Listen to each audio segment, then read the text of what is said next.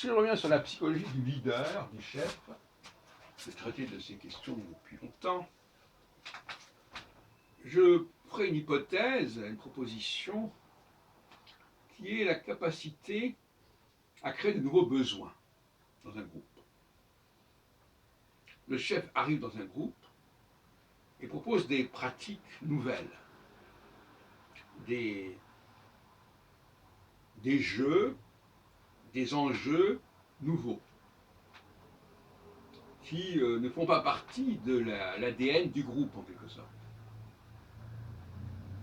Et en ce sens-là, le chef est capable de modifier l'orientation d'un groupe.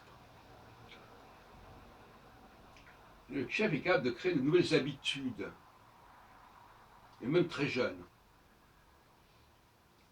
de donner le goût à des choses qui ne faisaient pas partie du paysage culturel du groupe en question.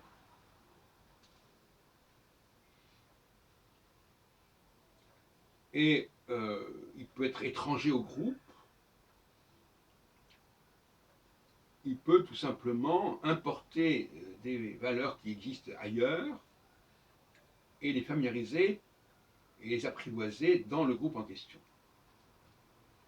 En ce sens-là, le leader est un passeur.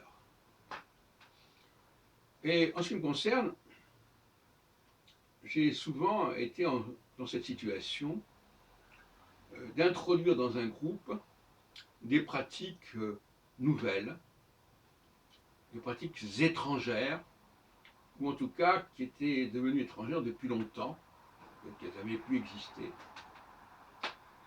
Et de donner le goût, par exemple dans ma famille, même quand j'étais encore adolescent,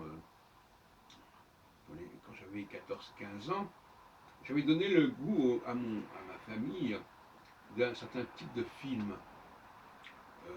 d'art et d'essai, des films un peu de cinémathèque, de la même façon que j'avais donné à ma sœur le goût de la musique classique, par exemple.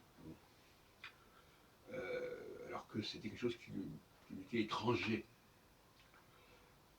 Donc, j'ai dit ça pourquoi? Pour qu'on puisse repérer le leader aussitôt que possible, en quelque sorte.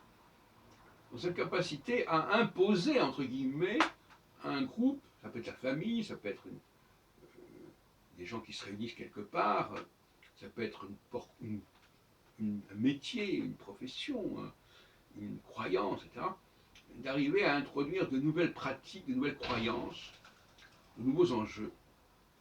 Voilà ce que je voulais vous proposer ce matin.